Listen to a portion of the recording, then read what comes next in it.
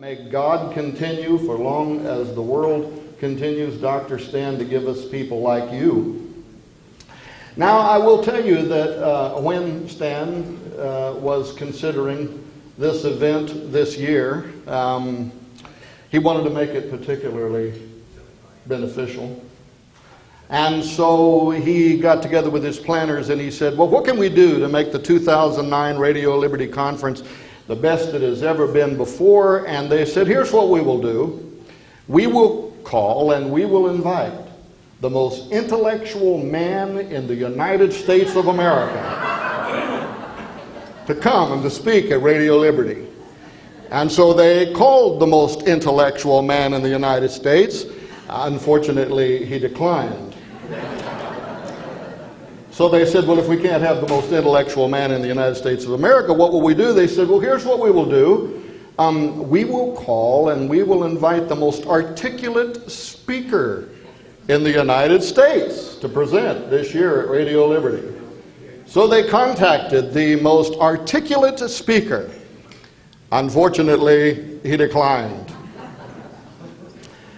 And then finally they said, well, look, if we cannot have the most intellectual man in the United States of America, and if we cannot have the most articulate speaker in the U.S., then here's what we will do. We will call and we will invite the most handsome man in America. And of course I accepted.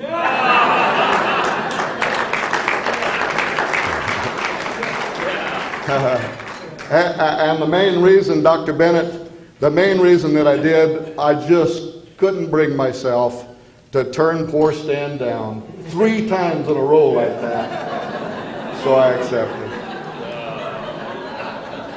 And if for those of you who may doubt it, that was a joke. Now, as I get started this afternoon with the real presentation, I want to tell you, originally when I was invited to speak here, and some of you may have even remembered some of the old advertisements, I was going to talk about the subject of biotechnology and transhumanism. Biotech, of course, being one of the emerging fields of science, that transhumanists, which is also an emerging relatively new field of philosophy, but it's not the lunatic fringe. Of course, some of the lunatic fringe are part of it, and I guess one could argue that even those who are among the academics in the universities are also lunatics. But there's a great deal of PhDs behind this movement today, and law schools and laws that are being formed, because these people imagine using now these emerging fields of science, biotechnology, nanotechnology, neuropharmacology, genetic engineering, artificial intelligence, mind uploading, mind downloading, RFID implant technology. They imagine using these fields of science in order to alter what it means to be a human. They really do view this as the next step in human evolution. And that through the adaptation of these new fields of science, they are transhumans en route to becoming post-humans, even to altering our DNA, literally rewriting what God made, so that eventually we will have a post-human species that they see really on the near horizon. And even some of the peer-reviewed journals, and then even some of the more, I guess, sexier forms of media are talking about how within even the next 10 years we will have the first truly transhuman species walking among us. We're already seeing this at the embryonic level. It's already happening with genetically modified crops. It's already getting into the environment. But had I gave that lecture, I wanted to focus not just on transhuman aspirations, but the prophetic implications from my point of view, because it seems to me, and actually in this new book that Dr. Stan referred to, Apollyon Rising 2012, it seemed to me that much of what we're seeing in this science is a repeat of what these old characters call the Watchers did a long time ago in blending humans and animals and DNA and creating a new form of species that became known as the Nephilim, and which brought judgment upon the earth. But we're talking about a technology who at its core originally carried the idea of the incarnating of fallen angels. Now, some may see this all as pure mythology, but I want to tell you a story today about true believers. An occult hierarchy, a title that Dr. Stan has made widely known, that are operating behind the governments of the world, including the government of the United States of America, towards a new world order which will be headed by a personality identified in the Bible, which, again, Catherine was talking about earlier, known as the Antichrist, the true incarnation of a fallen angel. Now, the best way for me to explain to you what triggered the fall of the dominoes in this research for me is to go back to the beginning. It's always probably best to start at the beginning, right? This was January 20, 2001, when George W. Bush, during his first inaugural address, faced the obelisk known as the Washington Monument, and he twice referred to an angel that rides in the whirlwind and directs the storm.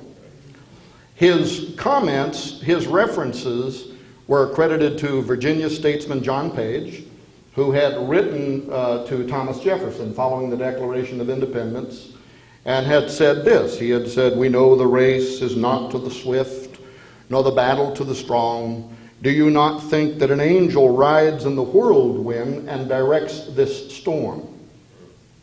5 weeks after that inaugural, on Wednesday, February 28th, Congressman Major R. Owens of New York stood before the House of Representatives, and he prayed to the angel in the whirlwind, asking this spiritual force to guide the future and the fate of the United States of America.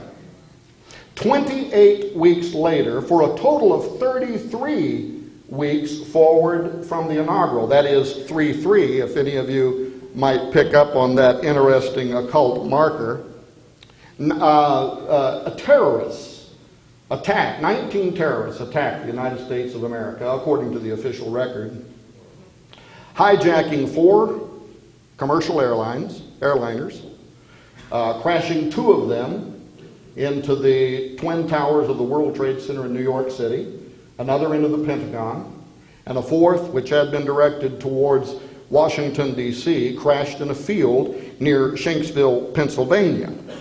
But what happened that day, besides the death, the immediate death of 3,000 or so people and 24 or so missing people, what started that day was the stage, I think, being set for changes to the existing world order.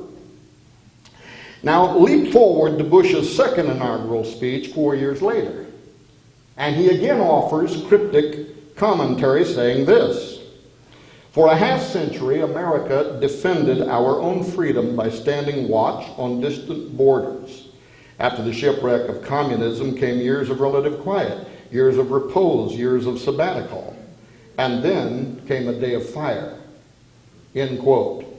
A few paragraphs following, Bush added, "By our efforts, we have lit a fire as well, a fire in the minds of men." For those of you who may already know this, that phrase, "a fire in the minds of men," is from Fyodor Dostoevsky's 19th century book, The Possessed, or The Devils, a novel that was set in pre-revolutionary Russia, where civil resistance is seen being championed by a nihilist by the name of Sergei Negev, who tries to ignite a revolution of such destructive power that society will become unhinged.